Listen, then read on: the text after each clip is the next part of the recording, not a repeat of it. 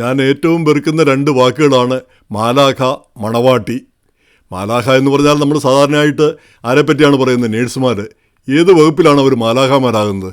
അവരൊരു ജോലി ചെയ്യുന്നു, മറ്റുള്ളവർ ചെയ്യുന്ന പോലെ ഒരു ജോലി ചെയ്യുന്നു എന്നുള്ളതല്ലാതെ ഈ മാലാഖ എന്ന് പറഞ്ഞ് അവരെ പ്രതിഷ്ഠിച്ച് അവർക്ക് ഒരു സ്റ്റാറ്റസ് അങ്ങ് കൊടുത്തിട്ട് എന്നിട്ട് അവരെ ചവിട്ടി താഴ്ത്തുക, ആ ഒരു പരിപാടി അതാണ് പലപ്പോഴും നടക്കുന്നത്. അവർ വലിയ മാലാഖമാരാണ്, അങ്ങനെ ആയതുകൊണ്ട് അവരോട് ഇങ്ങനെയൊക്കെ പെരുമാറിയാൽ മതി, മോശമായിട്ട് പെരുമാറിയാൽ മതി, അർഹമായ ശമ്പളം കൊടുക്കേണ്ടതില്ല, ഈ രീതിയിൽ കണക്കാക്കുക.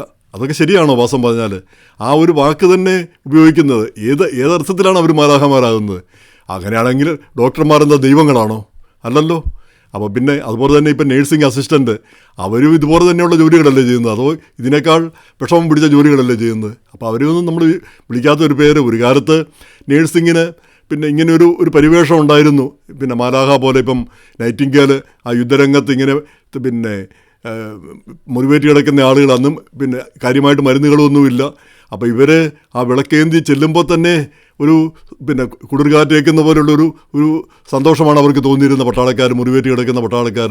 അന്ന് മരുന്നുകളുമില്ല, ചികിത്സയുമില്ല, അവർ മരണാസന്നരായി കിടക്കുന്നു. അപ്പോൾ ആരെങ്കിലും അവരെ കരുതാൻ വേണ്ടി ചെല്ലുന്നു എന്നുള്ളതാണ് പിന്നെ അവർക്ക് കിട്ടിയ ആ ബഹുമതിയുടെ, അവർക്ക് കിട്ടിയ ആ പ്രാധാന്യത്തിൻ്റെ പിന്നെ സാരമെന്ന് തോന്നുന്നു. പക്ഷേ ഇന്നിപ്പോൾ എന്താണ്? ഇന്നിപ്പം മരുന്നും ഡോക്ടർമാരും ചികിത്സയും ഇതെല്ലാം പിന്നെ പല രംഗങ്ങളിൽ, പല കാര്യങ്ങളിൽ, പല തട്ടിലൂടെയാണത് പോകുന്നത്.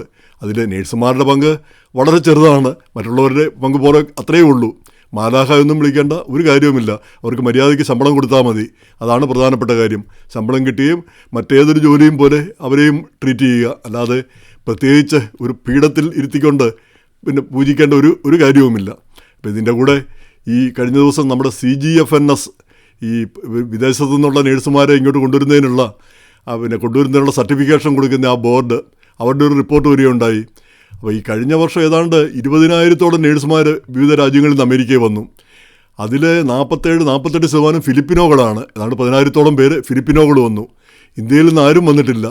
ഈ പ്രധാനമായിട്ടും വരുന്ന ഗ്രീൻ കാർഡ് കിട്ടി വരും, പിന്നെ ഈ H1 വിസ ഇങ്ങനെയൊക്കെയുള്ളതാണ് വരുന്നത്. അപ്പോൾ ഇന്ത്യയിൽ നിന്നില്ല, ഫിലിപ്പിനോ നേഴ്സുമാരും 10,000-ഓളം പേര് വന്നു എന്ന് പറഞ്ഞാൽ അതൊരു വലിയ കാര്യം തന്നെയാണ്. നമ്മൾ ഒട്ട് വന്നിട്ടുമില്ല. അത് പിന്നെ നമ്മുടെ നേഴ്സിംഗ് പിന്നെ സംവിധാനത്തിൻ്റെ ആണോ, നമ്മുടെ പഠനത്തിൻ്റെ ആണോ? ഈ നേഴ്സിംഗ് RN ഒക്കെ പാസ്സായി കഴിഞ്ഞാൽ, പിന്നെ RN പരീക്ഷ പിന്നെ പാസ്സായി കഴിഞ്ഞാൽ ഈ CGFNS സർട്ടിഫിക്കറ്റ് തരികയുള്ളൂ എന്ന് തോന്നുന്നു. അപ്പോൾ അത് പാസ്സാകാനുള്ള സംവിധാനം നമ്മുടെ നാട്ടിൽ കുറവാണെന്ന് തോന്നുന്നു. അതുകൊണ്ടായിരിക്കും നമ്മുടെ ആളുകൾ ഇങ്ങോട്ട് വരുന്നതിൽ തടസ്സമായിട്ട് നിൽക്കുന്നത്. നമ്മുടെ ആളുകൾ പലതും മറ്റ് രാജ്യങ്ങളിലേക്കൊക്കെയാണ് പോകുന്നത്.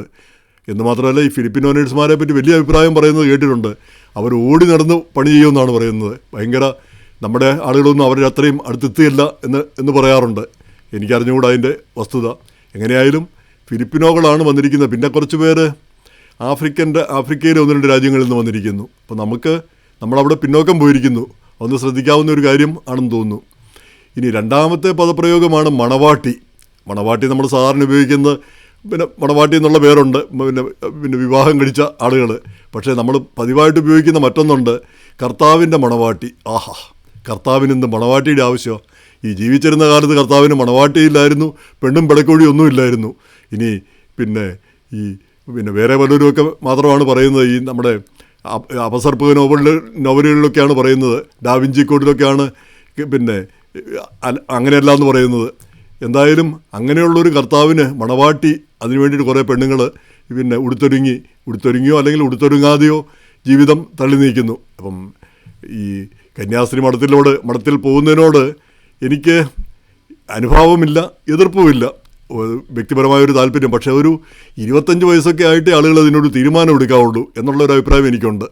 കാരണം ചെറുപ്രായത്തിൽ 15 വയസ്സിലൊക്കെ പോയി കഴിയുമ്പോൾ നമ്മൾ തന്നെ നമ്മുടെ മസ്തിഷ്ക പ്രക്ഷാളനം നടന്ന് അവിടെ മുതൽ ആരംഭിക്കും.